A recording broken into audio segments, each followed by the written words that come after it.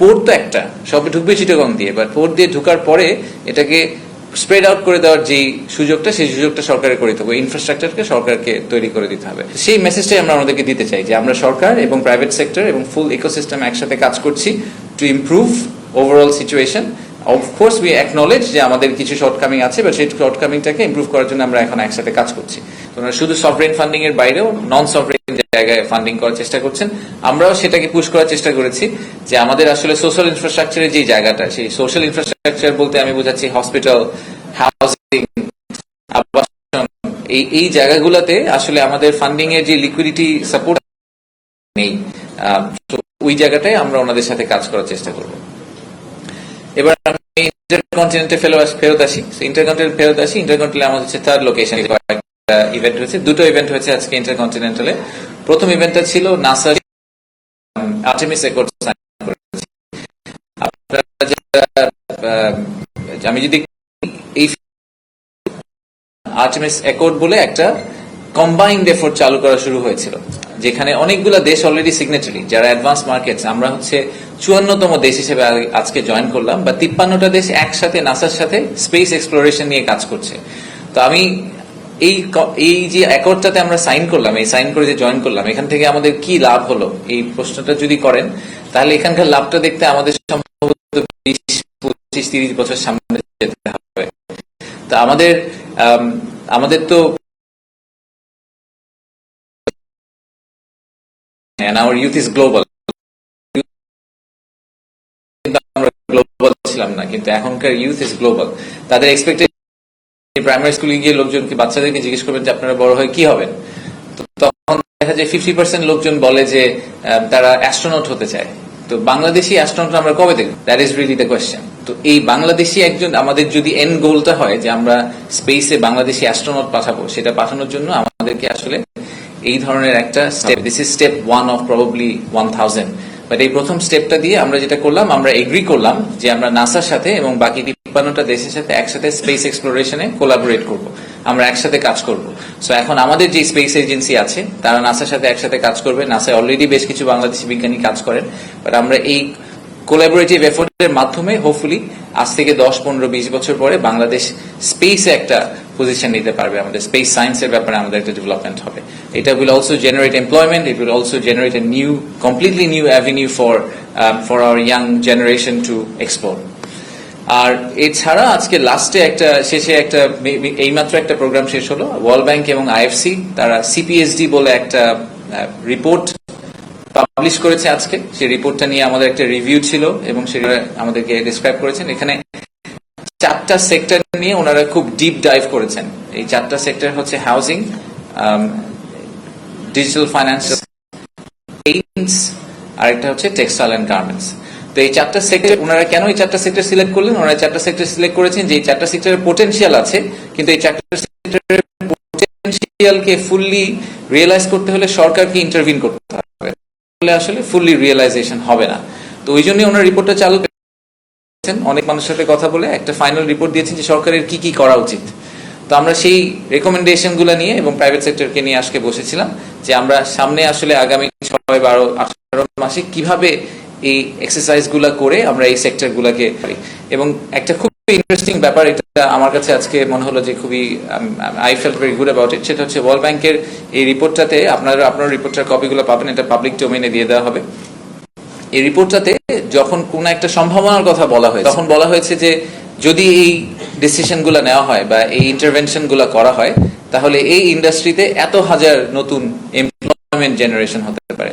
So it goes back to job creation, everything in Bangladesh goes. আমাদের সরকারের যা activity সামনে থাকবে needs to go back to job creation.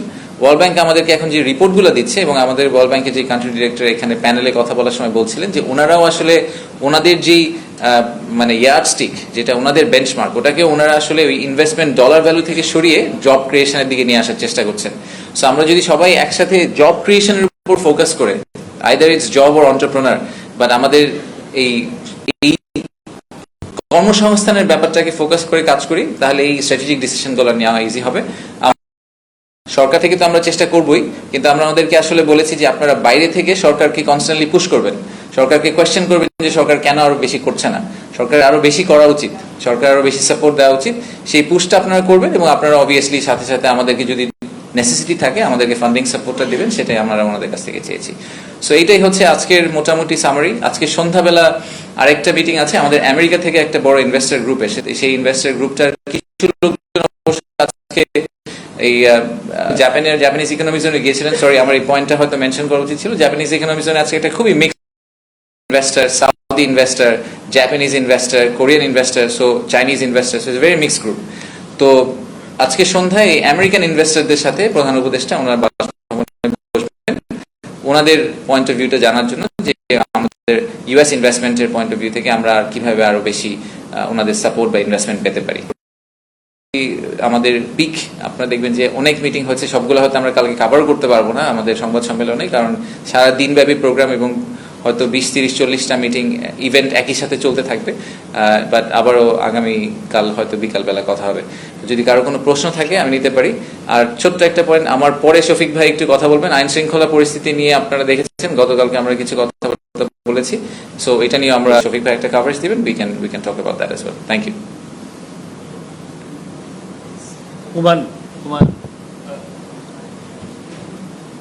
একটু মাইক নিয়ে বলেন, কারণ পরে লোকজন শুনতে পারে না। Thank you.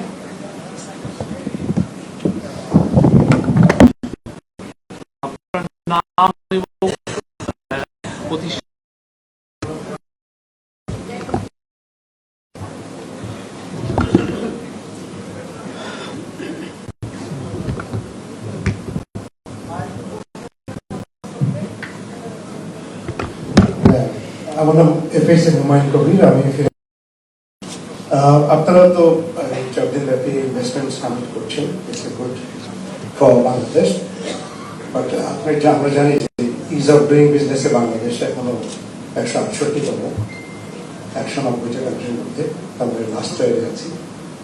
আমরা আজকে যে কান্ট্রি ডায়াগনোসিস রিপোর্ট দিল আইএফসি, সেখানে আমরা দেখছি যে আমাদের still 21%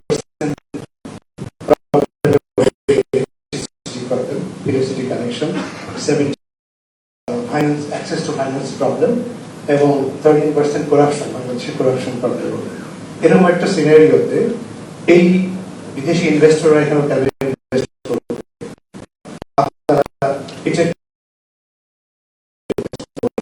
situation, what you will answer to them? Thank you.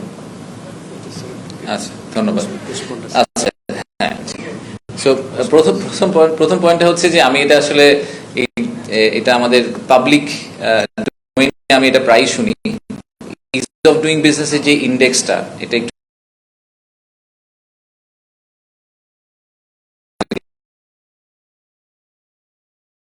করা হয়েছিল।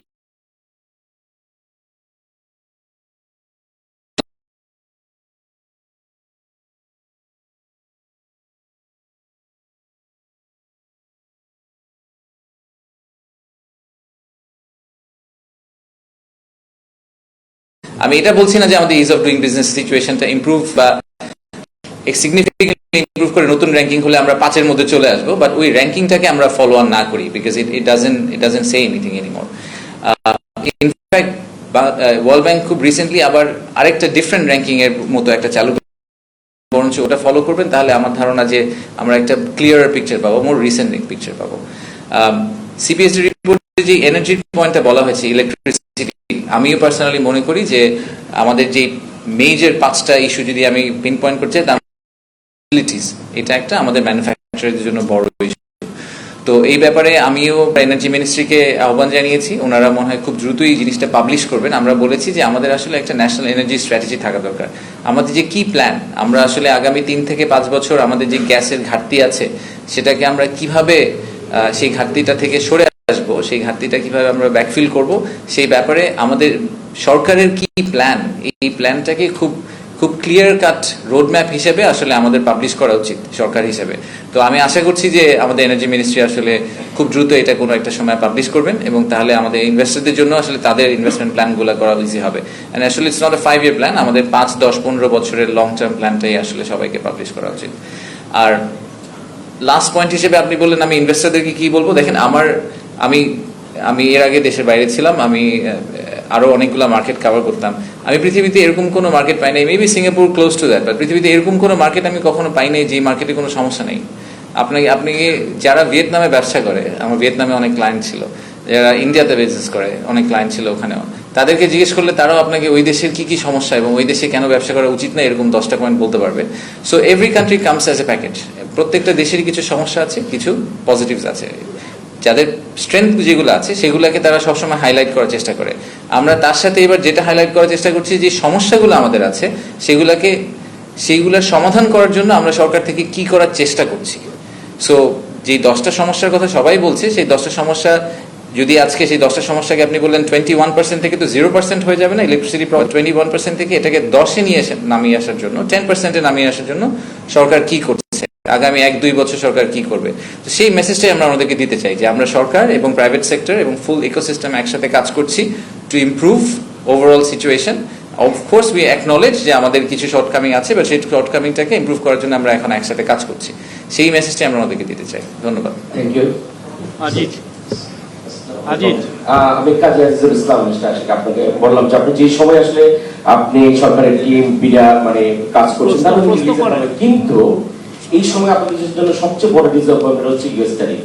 বাংলাদেশের ব্র্যান্ডিং সেলস ছিল, মানে ব্র্যান্ডিং অ্যাট্রাকশন পয়েন্ট ছিল আগে 0, মানে জিএসপি ইন ইউরোপ এবং এলডিসি হিসেবে সুবিধা প্রাপ্ত। কিন্তু এখন সেই বিষয়টা উল্টে গেছে, মানে পৃথিবীতে আগে তো 0 ট্যারিফ বা মিনিমাম ট্যারিফ ছিল, এখন হচ্ছে এখন আপনারা ইনভেস্টররা কি বলেছে এই বিষয় নিয়ে, আপনারা ইনভেস্টরকে কি বলেছেন যে এই নতুন পরিস্থিতিতে কিভাবে, কি স্ট্র্যাটেজিতে আপনাদের তাদেরকে কি বেনিফিট দিবেন, ইনভেস্টর কি বলেছে, আপনারা কি বলেছেন?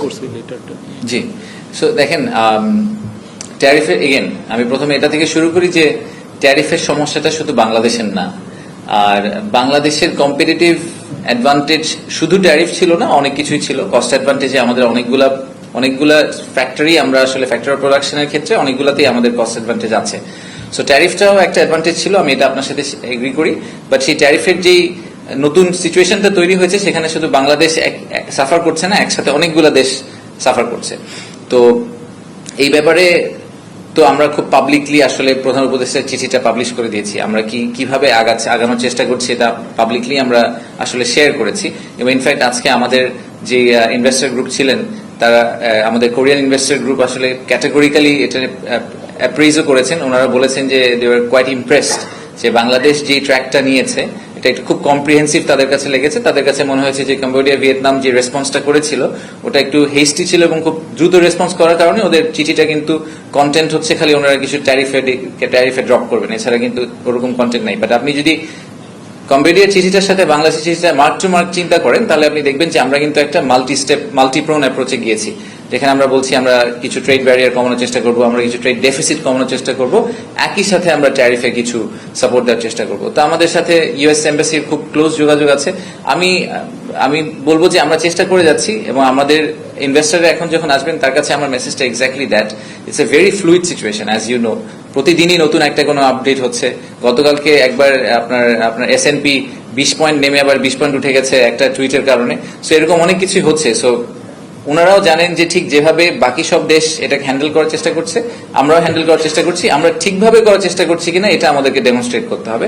সেটা এখন পর্যন্ত আমাদের আজকে ইনভেস্টরদের সাথে কথা বলে মনে হয়েছে যে ওনারা মনে করছেন যে আমরা রাইট ট্র্যাকে আছি। আমি দৈনিক আমাদের পত্রিকার রিপোর্টার। আমার একটা প্রশ্ন, আপনি বলেছেন যে এনডিবি $300 মিলিয়ন ইনভেস্টমেন্ট করেছে এবং তারা প্রাইভেট সেক্টর ইনভেস্ট করতে চাচ্ছে। তো আমাদের যারা উন্নয়ন সহযোগী আছেন তারা অধিকাংশই সুদের হার বাড়িয়ে দিচ্ছেন। আপনাদের সাথে তাদের কমিটমেন্ট কিভাবে হয়েছে, যে মানে সুদের হার কেমন, তারা কি সফট লোন দিবে না আমাদের তারা সচরাচর যে কম্পিটিটিভ ইয়েতে আছে বেশি সুদের হারটা কেমন হবে? আচ্ছা, এনডিবি ডেভেলপমেন্ট ব্যাংকের ডিফারেন্ট ম্যান্ডেট থাকে, আপনারা হয়তো অনেকেই জানেন। এনডিবির ক্ষেত্রে ক্রেডিট রেটিং আসলে সবাইকে এক কাতারে করে। সো এনডিবি ইন্ডিয়াকে যে ক্রেডিট রেটিং এ মেজার করে, বাংলাদেশকেও সেম রেটিং এ মেজার করে এবং তার বাকি কান্ট্রিগুলোকে একই রেটিং এ মেজার করে। এই কারণে এনডিবির যে rate of interest, sovereign lending এর যে রেট অফ ইন্টারেস্ট, সেটা কিন্তু প্রিটি ফ্ল্যাট। এবং ইনফ্যাক্ট তারা এখন আসলে পুশ করার চেষ্টা করছে অন্যান্য মাল্টি কারেন্সি, এবং ইনফ্যাক্ট আমাদের $300 মিলিয়ন লোনটাও কিন্তু একটা মাল্টি কারেন্সি লোনের দিকে যাচ্ছে। আমরা শুধুমাত্র ডলারে না, বাট আমরা CNY তেও আসলে লোন নেওয়ার চেষ্টা করছি। তো আমার প্রথম পয়েন্টটা হচ্ছে যে সভরেন সাইডে আসলে এনডিবি সব দেশকে সিমিলার ভাবে ট্রিট করে, সো আমরা অন্য দেশ যেভাবে ট্রিটেড হবে আমরা সেভাবে ট্রিটেড হব।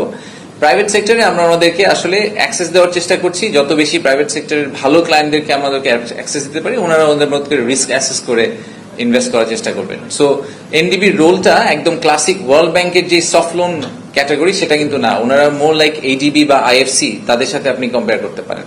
তো ওনাদের লোনগুলো একদম সফট লোন আসলে হয় না, ওনাদের লোনগুলো slightly higher price, but classic commercial bank থেকে ইউজুয়ালি চিপার হয়। উজ্জ্বল,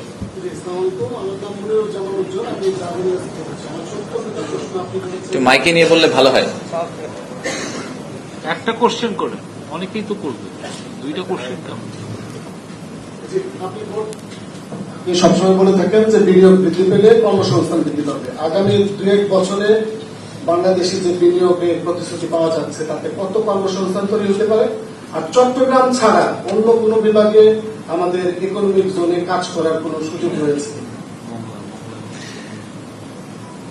এইবারের আমি এটা প্রথম প্রেস কনফারেন্সে বলেছিলাম, আমাদের এই সামিটটার মূল উদ্দেশ্য অনেকগুলা ইনভেস্টমেন্ট কমিটমেন্ট কনফার্ম করা না, এবং সেটার একটা নাম্বার দিয়ে বলা না যে এই সামিট থেকে আমরা $10 বিলিয়ন ইনভেস্টমেন্ট পেলাম এবং এখান থেকে এত। এই ন্যারেটিভটা আমরা ড্র করার চেষ্টা করলে করতে পারি, বাট আসলে আমাদের করার কোনো ইচ্ছা নেই। আমি জেনুইনলি বিশ্বাস করি যে একটা সামিটে এসে কেউ ডিসিশন নেয় না সে কালকে ইনভেস্ট করবে, সে একটা জার্নির ভিতর দিয়ে যায়। তো সেই জার্নিতে আমাদের আসলে এই সামিটের উদ্দেশ্যটা হচ্ছে যে বাংলাদেশ সম্বন্ধে তাদের যে নেগেটিভ একটা ভিউ তৈরি হয়েছে অনেক আমাদের পাস্ট হিস্ট্রির কারণে, সেই ভিউটাকে ভেঙে দেওয়া, এবং এই বাংলাদেশ যে একটা নিউ বাংলাদেশ সেই আন্ডারস্ট্যান্ডিংটা তাদের মধ্যে ইনস্টিল করা। সো আমি কোনো ফাইনাইট নাম্বার আপনাকে বলতে পারবো না। আর দ্বিতীয়ত আপনার প্রশ্ন ছিল চট্টগ্রামের বাইরে আর কিছু হবে কিনা। আমরা যে 5টা ইকোনমিক জোন নিয়ে কভার করার কথা বলছিলাম, বা 10টা, প্রথম 5টা সেগুলো কিন্তু সবগুলো চট্টগ্রামে না। আমাদের কোইন্সিডেন্টালি মিরেশ্বরে একটা ইকোনমিক জোন আছে অনেক বড়, এবং চাইনিজ যে ইকোনমিক জোন সেটাও আনোয়ারাতে, এই কারণে চট্টগ্রামের কথা বারে বারে উঠে আসে। চাইনিজরা কিন্তু অলরেডি আমাদেরকে একটা সেকেন্ড ইকোনমিক জোন করার কথা বলেছেন, সেটা আমরা মংলায় করছি। আপনি হয়তো এটার কথা শুনেছেন যে ওটা নিয়ে আমরা অলরেডি অ্যাসেসমেন্ট করছি। সো ওটাও যথেষ্ট অ্যাডভান্স স্টেজে আছে, এবং প্রিন্সিপালি আমার মনে হয় সরকারের মধ্যে যথেষ্ট ধরনের সাপোর্ট আছে ওটার ব্যাপারে। সো হয়তো ওই ব্যাপারে আপনারা সিগনিফিকেন্ট ডেভেলপমেন্ট দেখতে পারবেন। তো আমাদের কখনোই চিটাগংকে ফোকাস করে কোনো কিছু করার ইচ্ছা নাই। ইনফ্যাক্ট আমরা এখন ইকোনমিক জোন সিলেকশন প্রসেসের জন্য একটা কাজ করছি জাইকার সাথে। সেখানে আমাদের মূল উদ্দেশ্য হচ্ছে যে ইকোনমিক জোন যখন কাউকে ঘোষণা করা হবে, তখন যাতে শুধুমাত্র ওই ইকোনমিক জোনটাকে অ্যাসেস করেই ঘোষণা না করা হয়, বাকি সবগুলো ইকোনমিক জোনের সাথে তার রিলেশনশিপ কি হবে, এবং ওভারঅল দেশের এমপ্লয়মেন্ট স্ট্রাকচারে আসলে এই জায়গায় ইকোনমিক জোনটা দরকার নাকি অন্য কোনো জিওগ্রাফিক লোকেশনে দরকার, যেখানে আমাদের যে ওয়ার্কফোর্স সেটার অ্যালোকেশন আসলে অন্য জায়গায় আছে, সেটার উপর বেস করে যাতে করা হয়। আগে কিন্তু ইকোনমিক জোন জাস্ট মাশরুমের মতো অনেকগুলো ঘোষণা দেওয়া হয়েছে, এই লেভেলে ডিপ এক্সারসাইজ না করে এবং ওভারঅল একটা পিকচার ড্র না করে। তো সেইখান থেকে আমরা সরে আসার চেষ্টা করছি। আমরা চেষ্টা করছি যে এই একটু স্প্রেড করে আসলে বাংলাদেশে যাতে ইকোনমিক ডেভেলপমেন্টটা হয়, একটা সেন্ট্রালাইজ জায়গায় না হয়। আমরা একটা নারী সাংবাদিকের থেকে প্রশ্ন নেব, তারপরে নারীদের মধ্যে কেউ আছে? নাই? আসসালামু আলাইকুম। ছেড়ে দিন আমাকে আজকে তো। আর আমরা আর দুইটা প্রশ্ন নেব, এটার পরে আর দুটো প্রশ্ন নেব। মেহরাজ সুমন, এশিয়ান টেলিভিশন থেকে বলছিলাম। আমার কোশ্চেন হচ্ছে, ভাই একটা কোশ্চেন সিমিলারিটি করে ফেলছে। আমি যেটা বলতে চাই যে আমাদের বিনিয়োগ আর হচ্ছে আপনার যে গ্যাস, যেহেতু দক্ষিণবঙ্গের চাইনিজ একটা ডেভেলপমেন্ট আছে, কিন্তু ওইখানে গ্যাস নাই এবং যাতায়াতের কিছু সমস্যা আছে। তো সেক্ষেত্রে আপনাদের সমন্বয়ের কোনো অভাব আছে কিনা, যে ওইখানে বিনিয়োগ করতে চেয়েও তারা ওইখান থেকে ফিরে আসে, বিশেষ করে দক্ষিণাঞ্চল থেকে? আপনি দক্ষিণাঞ্চল থেকে বিনিয়োগ করতে গিয়ে গ্যাসের যে সমস্যাটা, যে গ্যাস নাই, তারপর ইলেকট্রিসিটি আপনার যে প্রবলেম, তা আপনাদের সঙ্গে যে আদার্স যে মন্ত্রণালয়, তাদের সাথে সমন্বয়ের কি কোনো অভাব আছে কিনা, যে কেন এখান থেকে বিনিয়োগ হচ্ছে না দক্ষিণাঞ্চলের দিকে? আচ্ছা, আপনার প্রশ্নটাকে আমি একটু রিফ্রেশ করি। মেবি আসলে প্রশ্নটা হচ্ছে যে কোনো অভাব ছিল কিনা, অভাব আছে কিনা, সেটা আমি দ্য আনসার ইজ নো। এখন কোনো অভাব নাই। আমাদের আরেকটা ইন্টারেস্টিং ফ্যাক্ট হচ্ছে যে ইকোনমিক জোনগুলো যখন সিলেক্ট করা হয় অরিজিনালি, আমি আগের কথা বলছি যে ইকোনমিক জোন যখন সিলেকশন প্রসেস আগে যেটা ছিল সেখানে ইকোনমিক জোন সিলেক্ট করতো আসলে ইকোনমিক জোন অথরিটি নিজেই, কিন্তু সিলেক্ট করার আগে যেটা করা উচিত ছিল আমি মনে করি সেটা হচ্ছে যে ইকোনমিক জোনের প্রত্যেকটা মন্ত্রণালয়ে গিয়ে জিজ্ঞেস করা উচিত ছিল যে আমি যদি এখানে ইকোনমিক জোন ঘোষণা করি তাহলে আপনি গ্যাস দিতে পারবেন কিনা, আপনি পানি দিতে পারবেন কিনা, আপনি কমিট করেন যে আপনি আমাকে 3 বছরের মধ্যে পানি দিতে পারবেন, তাহলেই খালি আমি এই জায়গায় ইকোনমিক জোন ঘোষণা করবো। ইউনিল্যাটারালি যখন economic zone authority economic zone ঘোষণা করে ফেলে তখন কিন্তু তার ওই বাইনটা সরকারের ভিতর থাকে না, ওই কমিটমেন্টটা থাকে না। সরকারের ভিতরে কোঅর্ডিনেশনের যে অভাবটা ছিল সেটা আমরা এখন, আমি পার্সোনালি ফিল করি এটা অনেকটা কমে এসেছে। আমরা এখন এই কারণেই এনার্জি মিনিস্ট্রির সাথে খুব কাছাকাছি হয়ে কাজ করছি। আমরা যে 100 থেকে কমিয়ে 5টাতে যখন নিয়ে এসেছিলাম তখন আমরা কিন্তু এই প্রত্যেকটা সংস্থার সাথে স্পেসিফিক্যালি কথা বলে তাদের কমিটমেন্ট নিয়েই 5টাকে বলেছি যে এই 5টার উপর আমরা ফোকাস করব। সো আমি মনে করি যে ভবিষ্যতে এই জিনিসটা ইমপ্রুভ করার অনেক সুযোগ আছে, এই জায়গায় আরো অনেক বেটার কোঅর্ডিনেশনের সুযোগ আছে, বাট এটা আমি পার্সোনালি ফিল করি যে এই মুহূর্তে আমাদের কোঅর্ডিনেশন অনেক বেটার আগের থেকে। জহির, আমি Zahir Rehan, reporter business council. গতকালকে এবং আজকে বিদেশি বিনিয়োগকারীরা অর্থনৈতিক অঞ্চলে এক্সপোর্ট প্রসেসিং জোন ভিজিট করেছে, তাদের কাছে কি জানতে চেয়েছে একটু ক্লিয়ার করে দিন। তারা তো ঘুরে দেখেছে গতকালকে দুটা অর্থনৈতিক অঞ্চল সহ এক্সপোর্ট প্রসেস, আজকে আবার জাপান ইকোনমিক জোনে গেল। এই প্রসেসটা আসলে তারা আপনাদের কাছে কি জানতে চেয়েছে এখানে? আমি বলবো প্রাইমারিলি দুইটা ক্যাটাগরিতে ইনভেস্টার হচ্ছেন এখন। প্রথমটা হচ্ছে যে আসলে বাংলাদেশে যদি তারা ব্যবসা করতে চান সুবিধা দিতে পারেন। শুধু সুবিধা বলতে আমি ফিসকাল নন ফিসকাল সুবিধার কথা বলছি না, বাট আমি বলছি যে বাংলাদেশে যদি ওনারা ল্যান্ড করতে চান ইউজুয়ালি যেটা হয় যে অনেক রেড টেপ পার হতে হয়, তো এগুলো পার হওয়ার ব্যাপারে সরকার ওনাদেরকে কিভাবে সাহায্য করতে পারে।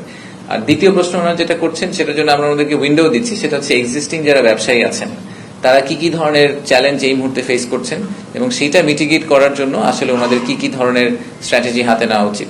তো সেটার ব্যাপারে ওনারা আসলে শুধু আমাদের সাথে ডিসকাস করছেন না, অন্যদের সাথে ডিসকাস করছেন। আপনারা জানেন যে কালকে আমরা আগামীকাল এবং পরশু আমাদের দোতলায় অনেকগুলো মিটিং রুম সেট আপ করা হচ্ছে। আমাদের বিভিন্ন সরকারের মন্ত্রণালয় এখানে থাকবেন, বাংলাদেশ ব্যাংক থেকে শুরু করে এনভায়রনমেন্ট মিনিস্ট্রি থেকে শুরু করে এনার্জি, ইনফ্যাক্ট পলিটিক্যাল পার্টিরাও থাকবেন, আমরা এটাও বলেছি।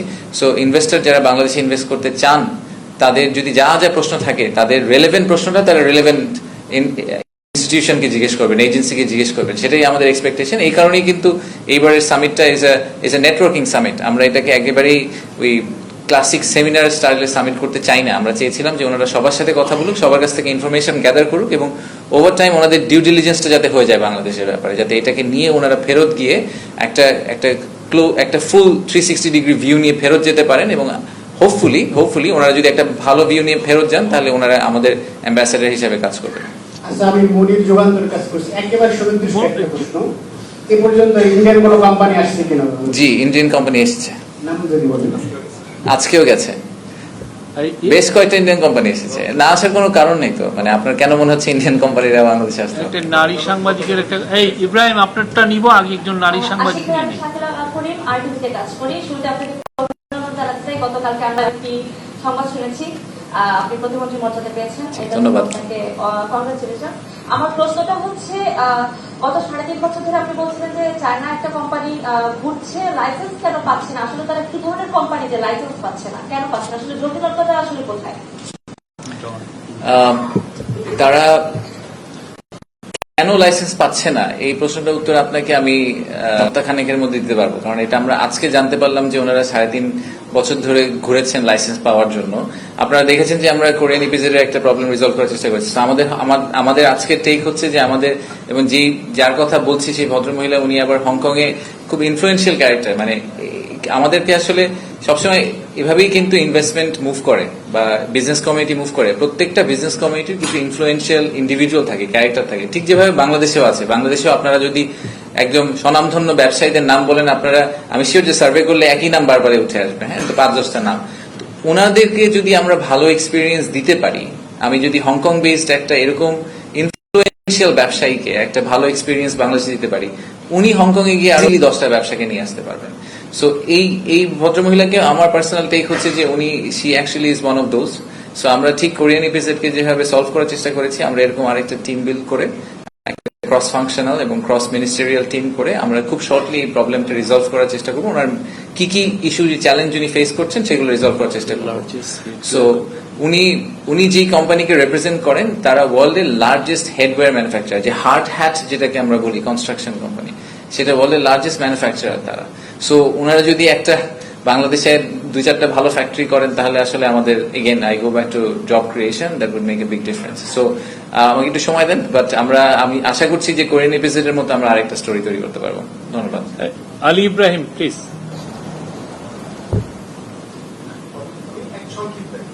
আগে উনি বলেনি। জি ধন্যবাদ।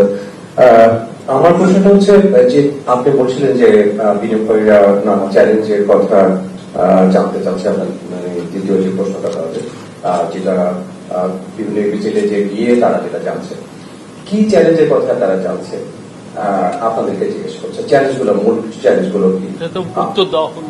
না, মূল চ্যালেঞ্জগুলো কি কি তারা বলছে, কোন সংকটগুলোর কারণে যারা আমাদের এক্সিস্টিং যারা ফরেন ইনভেস্টর আছে তারা ফেস করছেন? আপনি কি মনে করেন যে ইমিডিয়েট সেগুলোকে আপনার কাছে সমাধান দিতে পারবেন, বা আপনি কতখানি আশাবাদী? আমার দ্বিতীয় প্রশ্নটা হচ্ছে যে আপনারা কোন ধরনের বিনিয়োগকারী, এখন যারা আসে তারা নিজের থেকে আসে, কিন্তু সরকার বা বিরা চাচ্ছে যে কোথায় কোন খাতে তারা আপনারা বিনিয়োগ আকাঙ্ক্ষা করছেন, আসতে চান, নিতে চান? ধন্যবাদ। কি কি ধরনের সমস্যার কথা ওনারা বলছেন? আমি যেটা বললাম, প্রথমত আমরা কিন্তু ন্যারেটিভটা আমরা একা ড্র করতে চাই না, আমরা ওনাদেরকে অ্যাক্সেস দিচ্ছি, আমাদের এক্সিস্টিং প্রাইভেট সেক্টর ইন্ডিভিজুয়ালদেরকে আমরা অ্যাক্সেস দিচ্ছি ইকোসিস্টেমের সবার সাথে কথা বলার জন্য, যে সবাই যার যার মতো করে বলেন। আমাদের একটা জেনারেল আউটলাইন আছে, আপনারা হয়তো দেখেছেন যে আমি আগেও বলেছি যে আমি 5টা জায়গায় আমার ধারণা মেজর সমস্যা। একটা হচ্ছে যে government quality of government service, আমাদের গভর্নমেন্ট সার্ভিসের কোয়ালিটি ইজ নট দেয়ার, আমরা আরো বেটার সার্ভিস দিতে পারি সরকারের পক্ষ থেকে। আমাদের যে অ্যাক্সেস টু রিসোর্সেস বা ইউটিলিটিস, এই জায়গাটায় আমাদের অনেক কাজ করা আছে। এন্ডেমিক করাপশনের একটা ইস্যু আছে আমাদের, কনসালটেশনের অভাব আছে, প্রাইভেট সেক্টরের সাথে আমরা যথেষ্ট কনসালটেশন করি না।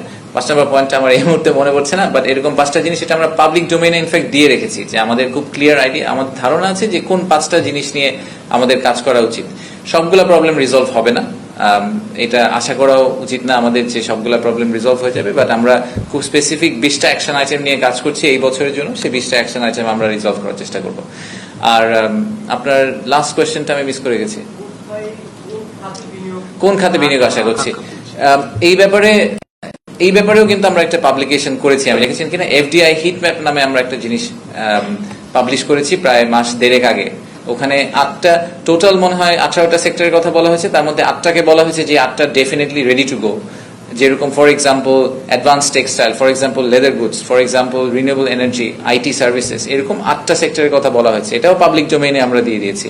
এবং এই সিলেকশন ক্রাইটেরিয়াটা আসলে বেস করা হয়েছে যে labour intensive, high labour intensity industry, এবং অ্যাট দ্য সেম টাইম পোটেনশিয়ালও হাই, যেখানে আসলে আপসাইড অনেক আছে, মার্কেটে অনেক মুভমেন্ট হচ্ছে, অনেক গ্রোথ হচ্ছে, কিন্তু আমরা ওই গ্রোথ জার্নিটাতে পার্টিসিপেট এখনো করতে পারিনি, সেই ইন্ডাস্ট্রিগুলোকে পিন ডাউন করা হয়েছে। তো সেগুলাতেই আমরা এক্সপেক্ট করছি যে আমরা ইনভেস্টমেন্ট পাবো। আমাদের যে ব্রেকআউটগুলো নেক্সট কালকে দুপুর থেকে যেগুলো শুরু হচ্ছে, যে 5টা সাব গ্রুপের ব্রেকআউট, সেই ব্রেকআউটগুলো কিন্তু ওখান থেকেই পুল করা, চিন্তা করে পুল করা, যে এই 5টা সেক্টরে আসলে বাংলাদেশে ইনভেস্টমেন্ট হওয়ার সম্ভাবনা আছে। ধন্যবাদ। Please last question. আমার কথা হচ্ছে ফুড এন্ড বেভারেজ সেক্টরে কারো কোনো আগ্রহ আছে কিনা, যে আমরা যেহেতু 146টা দেশে food and beverage product, process food export করছি, এবং আরএমজি পরেই হচ্ছে ফুড এন্ড বেভারেজের স্থান। গভর্নমেন্ট ফল করার পরে যেটা হচ্ছে অনেক বড় বড় গ্রুপের বিজনেস শাটডাউন হয়ে গিয়েছে, সেটা অনেকেই জানে। আমার কথা হচ্ছে যে food and beverage, dairy, agro সেক্টরে কোনো ফরেন ফান্ডিং এর অপরচুনিটি আছে কিনা। আমি বেসিক্যালি খন্দকার রাজন, এই সেক্টরে 20 বছর ধরে দেশের বড় বড় গ্রুপগুলির সাথে কাজ করছি, এবং আমার একটা ফাউন্ডেশন আছে যারা আমরা ফ্রেশারদেরকে ডেভেলপ হয়েছে। আপনার কোশ্চেনটা হয়েছে, তো কোশ্চেনটা হচ্ছে যে ফুড এন্ড বেভারেজ সেক্টর ডেভেলপমেন্টে বিডা বা ফরেন ইনভেস্টমেন্টের অপরচুনিটিটা কি আছে ফর দ্য এক্সপোর্ট মার্কেট? আচ্ছা, ফর দি এক্সপোর্ট মার্কেট বলে আপনি কোয়েশ্চেনটাকে একটু কমপ্লেক্স করে ফেলেছেন, বাট আমি জেনারেলি বলি আমাদের একটা সাবগ্রুপ হচ্ছে কি অ্যাগ্রো প্রসেসিং।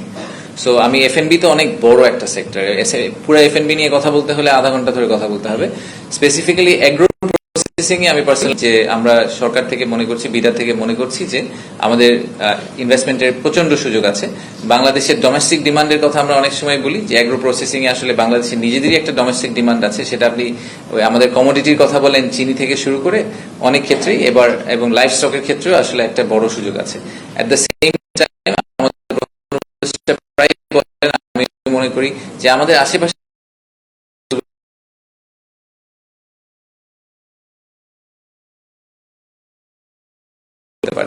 আমি খুব একটা ট্রিভিয়াল এক্সাম্পল দিই যে আমরা যে চিনি প্রসেস করি, হ্যাঁ, সুগার প্রসেস করি। সুগার তো আমরা আমাদের বাংলাদেশে প্রডিউস করতে পারি না পুরাটা, আমাদেরকে র সুগার নিয়ে আসতে হয়, নিয়ে এসে প্রসেস করে তারপর বাংলাদেশে বিক্রি করতে হয়। তো আমরা যদি এগ্রো প্রসেসিং এর এই সেটআপ গুলাকে ঠিকভাবে দাঁড় করে দিতে পারি, তাহলে এই সুগার প্রসেসিং যেটা বাংলাদেশে হচ্ছে, সেই সুগার প্রসেসিংটা শুধু বাংলাদেশে বিক্রি না করে ওনারা যদি সেভেন সিস্টার্সে সেল করতে পারেন, ওনারা যদি নেপাল ভুটানে সেল করতে পারেন, that would be our win.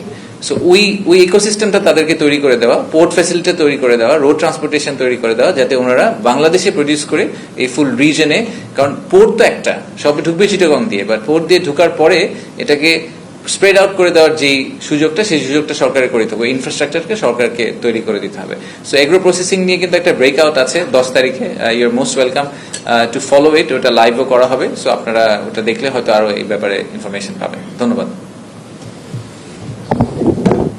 কালকে আপনারা জানেন যে কিছু অনাকাঙ্ক্ষিত ঘটনা ঘটেছে, তো সেই অনুযায়ী আমরা আমাদের পুলিশ এবং সিকিউরিটি ফোর্সে এবং রেড করার পরে আমরা সকালে আপনাদেরকে একটা আপডেট দিয়েছিলাম যে 49 জনকে অ্যারেস্ট করেছে এবং 2টো কেস হয়েছিল। তো আমাদের একটু আগে 4টা পর্যন্ত আমাদের আপডেট হচ্ছে যে মোট 56 পিপল হ্যাভ বিন অ্যারেস্টেড এবং 4টা কেস হয়েছে। এবং আমাদের এই রেড, আমাদের এই যে যারা এইগুলোতে ইনভলভ ছিল তাদেরকে অ্যারেস্ট করার প্রক্রিয়া চলমান। Thank you.